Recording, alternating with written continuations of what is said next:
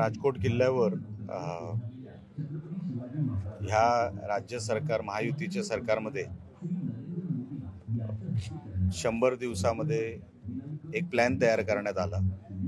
त्यामध्ये राजकोट किल्ल्यामध्ये जो मागचा प्रसंग घडला होता त्यामध्ये आता भव्य दिव्य शिवाजी महाराजांचा पुतळा इथे उभारण्यात यावा ही आमची सगळ्यांचीच मागणी होती आणि तो लवकरात लवकर व्हावा, दर्जेदार व्हावा, चांगल्या म्हणजे क्वालिटी म्हणतो त्या सगळ्या क्वालिटी चेक करून व्हावा असं सगळं आमचं तेव्हापासूनचं जे काही म्हणणं होतं ते आता पायाभरणीचा कार्यक्रम, ह्या पायाभरणीच्या कार्यक्रमाला पालकमंत्री नितेश राणे येणार आहेत।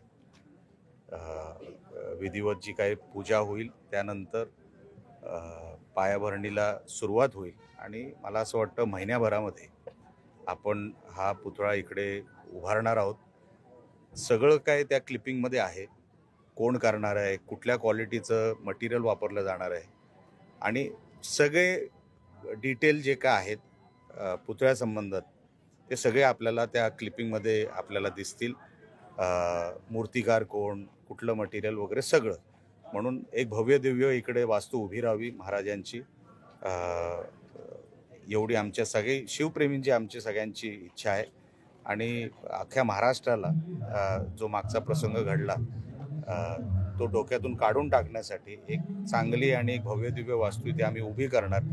आणि महायुती सरकारचा जो काही मानस आहे की 100 दिवसाच्या आत, सरकारच्या 100 दिवसाच्या आत पुतळा इकडे उभा राहावा अशी सरकारची जी काही इच्छा आहे ती लवकर आपल्याला पूर्ण होताना दिसेल। मागच्या घटनेनंतर एक खबरदारी प्रशासनाने घेतलेली दिसते, काय सांगाल? घ्यावीच लागेल। छत्रपती शिवाजी महाराज हा आमचा आस्थेचा विषय, आमचं दैवत आहे। मागचा जो प्रसंग घडला तो दुर्दैवीच होता, पण आता असली कसली चूक होता कामा नाही। महाराष्ट्राचं सरकार भक्कमपणे या सगळ्या विषयाकडे बारकाईने लक्ष देऊन आहे, एकही चूक होता कामा नाही। म्हणून जी क्लिपिंग मी तुम्हाला सांगतोय त्याचं आपण जर ते बघितलं तर आपल्याला लक्षात येईल की कुठल्या दर्जाचं आपण मटेरियल पासून सगळ्या गोष्टींवर आपण लक्ष देऊन ही वास्तू उभी करतोय आणि आपल्याला साजेशीर असं, महाराजांना साजेशीर असं आपण इकडे एक वास्तू उभी करतोय आणि म्हणून लक्ष जेवढं सरकारचं आहे तेवढं आमचं सगळ्यांचं आहे। परत असं कधी घडू नये याबद्दल आम्ही दक्षता घेतो।